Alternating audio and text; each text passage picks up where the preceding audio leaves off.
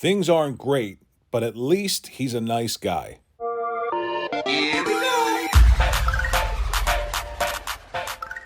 So Redfall is Redfall. We all know what happened and what's happening centered around that game. But what I found even more ridiculous and off-putting and almost unbelievable is that 24 hours later, the professional journalists, the Xbox-centric professional journalists, the people who are in the know in the video game industry, the people that conceivably everyone looks to for information around not just Xbox, but video games in general, create fluff pieces and talk about an executive like he is the second coming. Now, I don't know Ryan McCaffrey. I never met Ryan McCaffrey. The only thing I know about Ryan McCaffrey is what I can see, read about Ryan McCaffrey online, or even listen to him speak about things such as video games. I watched a video where he talks about Phil Spencer as being an incredibly nice guy who has receipts to show that he's a hardcore gamer, quote unquote, like the rest of us. And other executives of other companies don't have those receipts. He earned his shot at the big chair, and by all accounts, including my own, he's an incredibly nice person in addition to someone who worked his way up the ranks. And he's got the receipts to show that he's a hardcore gamer just like the rest of us. Something that can't be said about the heads of the other console makers. So again, I want to stress, I don't know Ryan McCaffrey or anybody else who fluffs Phil Spencer or talks about Phil Spencer being nice or anything like that. These people could be very nice people, and I'm sure that they are. My question is, why are we here at this point? Why is this needed consistently? Why do I have to hear after a bad release or a bad game or a promise and an expectation not met?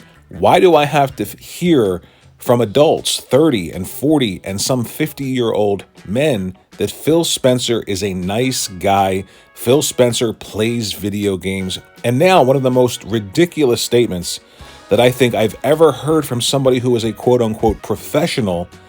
Microsoft and Xbox have someone with receipts proving that they're a hardcore gamer, unlike other executives. So let's say we pivot to PlayStation. Are you saying Yoshida doesn't play video games?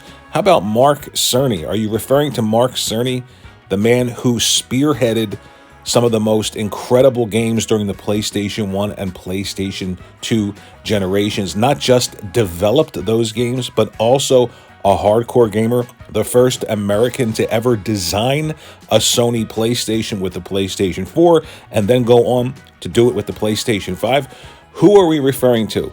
Let's say we're referring to Jim Ryan, who probably isn't much of a hardcore gamer. Why would it matter that he's not a hardcore gamer? The PlayStation 5 is outselling the PlayStation 2 at some points this generation. It is a hugely successful and continues to be a hugely successful video game platform for people who want to play video games. That's who we should be speaking to. So this idea that Phil Spencer is nice, goes to church every Sunday, helps old ladies across the street, always waves when you see him and says hello, that's wonderful. But he just doesn't get things done when it comes to meeting expectations and delivering on quality first-party content. People in the know, people like Ryan McCaffrey at IGN, they should be speaking about this. There shouldn't be a need to fluff up Phil Spencer after every failure. And I understand that they get paid to do that. They're the Xbox people. But at some point, you're scraping the bottom of the barrel. And I hope, I wish, I want to see one, two, all of these people who do this at some point say, all right, it's time to get real. It's time to give out some real information rather than talk about somebody who we barely know and make them seem like there's some Mother Teresa figure in the video game industry.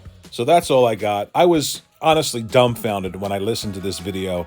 I felt almost embarrassed to just listen to it, to think that somebody would have to say this or believe this or even talk about something like this after a video game release comes out and is just not meeting expectations. Instead of talking about all of the other promises, instead of talking about all of the other games that we've seen behind the scenes and are coming along nicely and then release in poor states, instead of bringing all of that up, we're talking about how nice someone is. Are we getting to the point where this isn't working anymore? Let me know what you think in the comments section below. Thanks for watching the video.